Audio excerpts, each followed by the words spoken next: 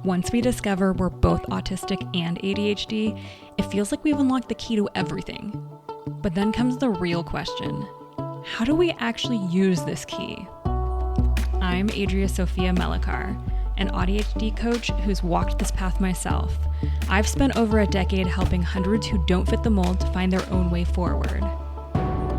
On ADHD Sparks, we're reimagining what's possible when we stop forcing ourselves to be who we're not and start doing life differently in ways that leave us feeling resourced and alive.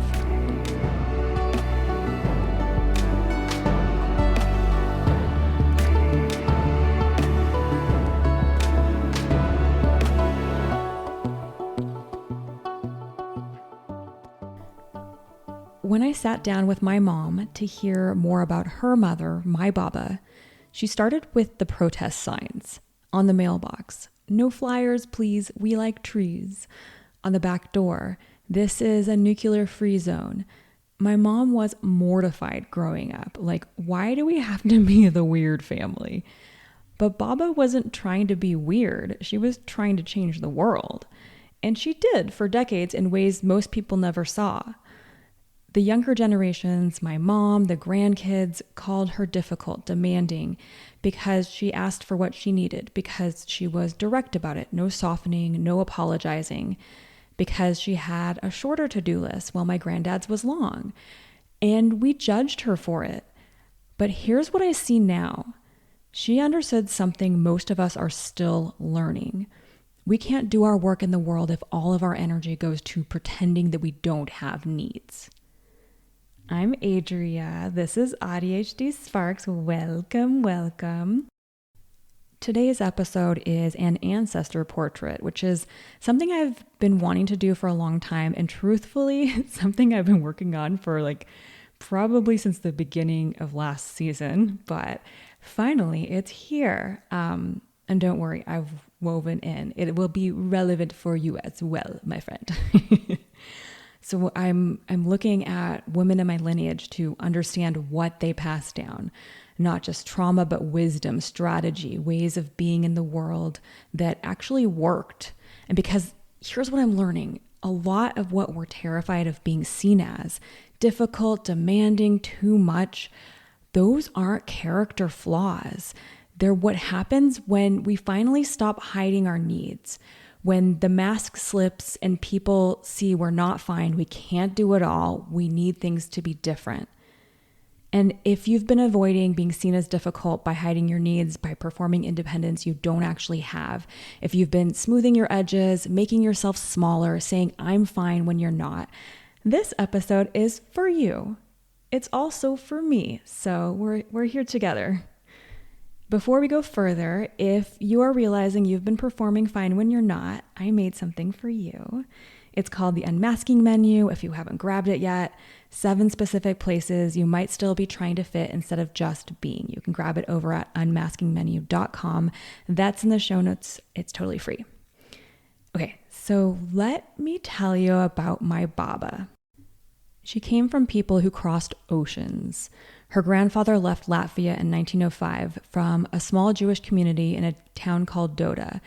He came to Winnipeg and started as a vegetable peddler, but he couldn't bring everyone at once, so for 20 years he went back and forth, work in Canada, sail home to his wife and younger kids, come back, maybe bring a kid or family member over with him, building a life one crossing at a time, as a lot of immigrant families did at that time. Her grandmother finally made the journey in 1929, and her grandmother was Orthodox Jewish, her whole life shaped by what she could or couldn't do, what was kosher, what was forbidden. And on the train with her son, traveling from Halifax to Winnipeg, she was hungry, and people came through selling sandwiches, and she couldn't read English, couldn't tell what was kosher, and so she picked the ham sandwich and she ate it. And her son didn't say anything. He just laughed about it later. And it turned into this family story that still got told 4 generations on. And that's how they arrived, unknowingly breaking their most sacred rules because survival required it. And I'm telling you this because it matters. Sometimes moving towards what we need means breaking the rules we were taught, even the ones that seem written in stone. By the time Baba was born in 1925, her family was part of a particular world. North Winnipeg's immigrant Jewish community. Secular, Yiddish-speaking, politically engaged. They had their own schools, their own mutual aid organizations, their own way of being Jewish that didn't require religious observance. And this world was shaped by a movement called the Jewish Bund. It was a labor and cultural movement born in Eastern Europe at a time when Jewish people were facing violent pogroms, confined to live only in certain regions, restricted from most professions, like basically under active state-sponsored persecution. And the Bund's answer had a name, a Yiddish word, Doikheit. And that's here-ness. We don't flee. We don't disappear into the dominant culture. We stay, we build, we fight for justice together with every other worker, every other oppressed group, without requiring anyone to stop being who they are. The point wasn't to flatten difference. It was to build structures that didn't require you to. They believe that a world built for one kind of person will break everyone else. So the answer is to build a different world. And that's the same idea underneath neurodiversity. You may recognize it as the same idea underneath this podcast. Different century, different struggle, same foundational understanding. Baba's mother was the family activist, the organizer, the champion fundraiser. She learned professional cooking through her Orthodox sister's catering business, but she didn't keep kosher herself. She was secular and she took what served her and left what didn't. Sharp, politically engaged, the family doctor would drop by just to debate politics with her. And when Baba was 14, the government declared her community's party illegal. Her family didn't have a lot of money, so they had rented out her bedroom, and she slept on a cot in the dining room. The woman renting her room held secret political meetings there, and Baba would stand watch outside. So you can picture 14 years old, no bedroom of her own, a lookout watching for the police.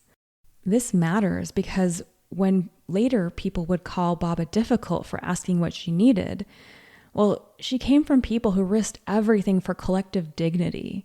She knew what actual commitment looked like, and she knew the difference between asking for what you need and asking for too much.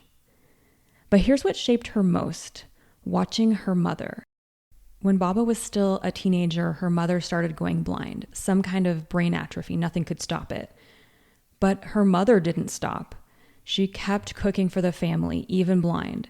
She would run her fingers around the edge of the hot plate to know where to put the pot. Baba said her fingers were always burnt. And she kept organizing. Even blind, she would phone people from memory to sell raffle tickets for the movement. And looking back now, I see something in both of them, that directness, the intensity, the literal communication, the focus, traits that look a lot like autism, a matrilineal thread of women who communicated this way. When Baba looked at her mother, she didn't see difficult, she saw herself. She saw how we communicate, she saw what commitment looks like. And this is what Baba inherited, a model of commitment that looks like you keep going no matter what, you pay the price, you burn your fingers, you refuse to stop. And that's powerful, that's revolutionary. But it's also unsustainable.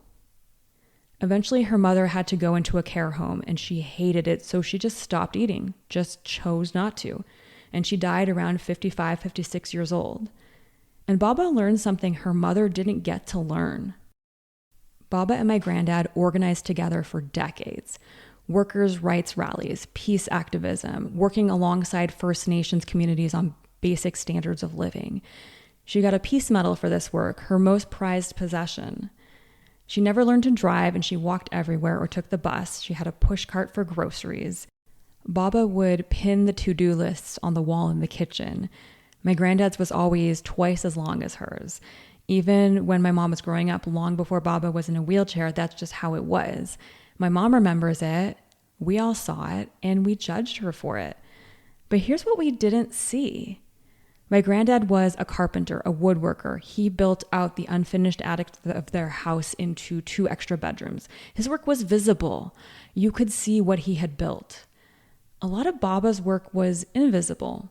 She was on the phone calling people, managing the household business, organizing, handling all the relational and administrative infrastructure that keeps a movement moving, the kind of work that doesn't necessarily go on a list, but without which nothing else happens. They were a team. He built the physical infrastructure. She built the relational infrastructure. And as she got older, she was type 2 diabetic for most of my mom's life. He also built the access infrastructure, handrails so she could get around, pulley systems so that she could open doors from across the room. And he never saw her needs as demanding. He just saw them as real. But the rest of us, we judged her for the short list. Like her mother, she didn't stop being a revolutionary as her body changed. She just kept doing her work. She asked for the support she needed. Her peace medal didn't come from doing it all alone. It came from staying resourced enough to keep showing up. And she learned something her mother didn't get to learn. We don't have to burn ourselves to prove we're committed. We can ask for what we need. We can have the shorter to-do list. We can sit down. And that's not weakness, that's strategic.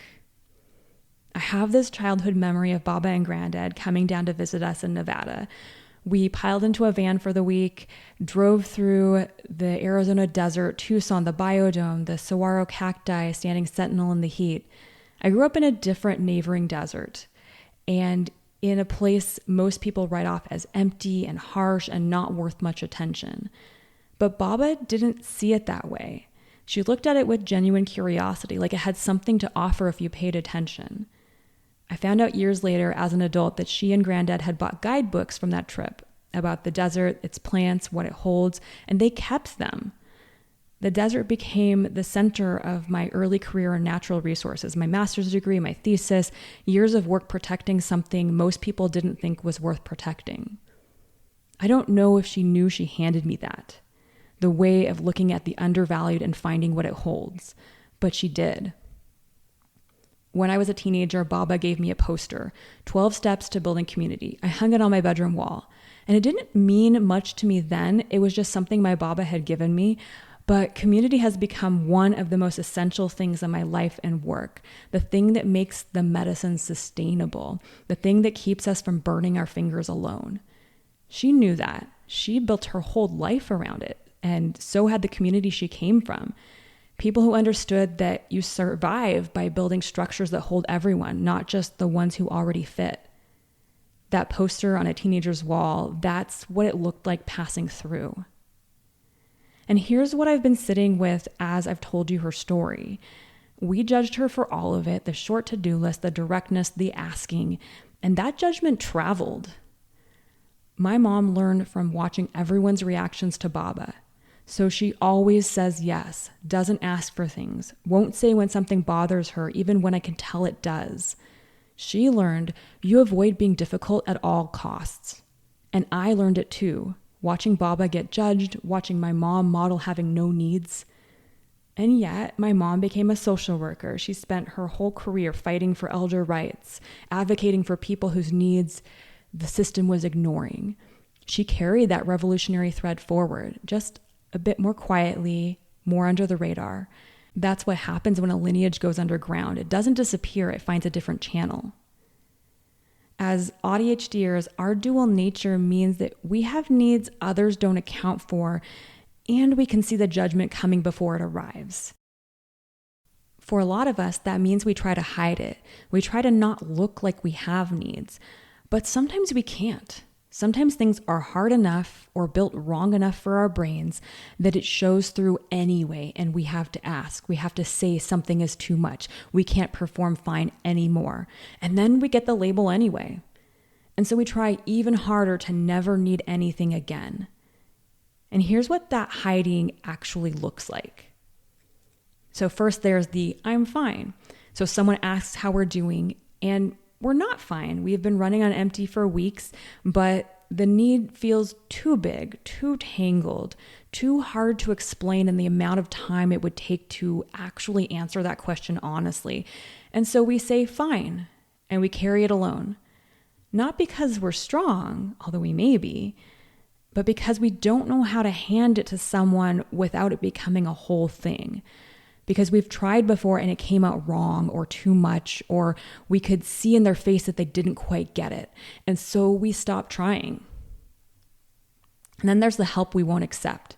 So someone offers to help and we deflect it. Not because we don't need it, we do, But accepting it means admitting that we have the short to-do list, that we're not carrying the same load as everyone else, that we need the handrails and the pulley systems. We judged Baba for that, and now we won't let ourselves be her, even when we need to, even when the person offering is just seeing our needs as real the way Granddad saw hers. And then there's the load we think is equal. We're exhausted, behind, can't seem to keep up no matter how hard we try, and we look around at everyone else and they seem fine. And so we think, I must not be trying hard enough. I must be doing something wrong. If they can manage it, I should be able to manage it too. But here's what nobody told us, what a world built for one kind of person doesn't offer as a framework. Our experience of the same thing might be vastly different from theirs. The same hours aren't the same hours for everyone. The same meeting, the same workload, the same Tuesday. It might genuinely cost us 3 times what it costs the person sitting next to us. Equal isn't always equal. But we grew up in a world that told us it was. That the day has 24 hours for everyone and what you do with them is just a matter of effort and discipline. And so we didn't ask for what we needed. We didn't even know we were allowed to. We just thought we were failing. Baba didn't have that framework handed to her either, but she figured it out, maybe from watching her mother burn her fingers, maybe from the community she came from. She knew her load was different and she named it without apology. I still struggle with this. My work isn't physical. It's not visible when it happens. Writing, coaching, organizing, thinking. A lot of it is invisible work. And I inherited that same shame, like I'm not contributing because my contributions aren't the ones everyone can see getting done. And that's a pattern I'm trying to break. Maybe you are too. So what if being direct about our needs isn't a character flaw? It's neurodivergent communication working exactly as designed. What if asking for accommodations isn't demanding? It's understanding our own access needs. We live in a world that thinks the most committed people are the ones burning themselves up, the ones with burnt fingers who never sit down, never ask for help. But that's not sustainable, and we know that now. Look back at the women in your lineage, the ones who were called difficult, demanding too much. Ask, what were they actually asking for? What work were they doing that nobody could see? And if you've been terrified of being seen as difficult, if you've been hiding your needs, performing fine, smoothing your edges, consider maybe you come from a lineage of women who understood something the world is still learning. That asking isn't weakness. It's how we stay whole enough to do what we came here to do. My Baba's been gone for years, but I still think about her. The protest signs, the peace medal, the way that she would sit while everyone else stood, the short to-do list she never apologized for, the way my granddad built her pulley systems and handrails, the way they were a team, each doing their own kind of work. She came from a lineage of women who kept going no matter what. Her grandmother who ate ham without knowing it because she was hungry, her mother who cooked with burnt fingers while blind, women who paid the price, who refused to stop. But Baba learned to do it differently. She learned that we can honor the women who came before us without replicating their suffering. We can learn from their commitment without copying their methods. We can be just as revolutionary and also sit down. We can do invisible work and know it counts. We can ask for what we need and stay whole enough to keep showing up. And that thread kept moving. Her mother who organized blind, my mom who fought for elder rights her whole career quietly, steadily, Baba who asked for what she needed and never apologized for it. And now here, this podcast, this conversation, this community building lives that actually work for our brains. It's the same thread, different century, different language, same act. She didn't learn to ask in spite of being a revolutionary. She learned to ask so she could stay revolutionary. And that's not weakness, that's wisdom. And it's my inheritance, and maybe it's yours too. Next week, I'm talking about something a lot of us have already decided doesn't apply to us. I thought so too. If you've ever looked at PDA, didn't recognize yourself in what you found, and closed the tab, next week is for the version that never made it into that description. The one that complies, finishes, handles it fine on the outside. Talk soon. Okay, Before you go, if you want to come back to any of this, because I know our working memory doesn't hold on to everything, there is a detailed guide for this episode at adhdsparks.com with all of the key points. If something landed for you, I would love to hear about it. I'm on Instagram at I am Adria Sophia. And if you are wondering where else you might still be masking, where you're still trying to fit instead of just being, I made something for you. It is called the Unmasking Menu, 7 specific places you can start being more you. You can grab it over at unmaskingmenu.com. It is totally free. And if you want support actually doing this work, you can find out more about working with me at adriasophia.com. Thanks for being here.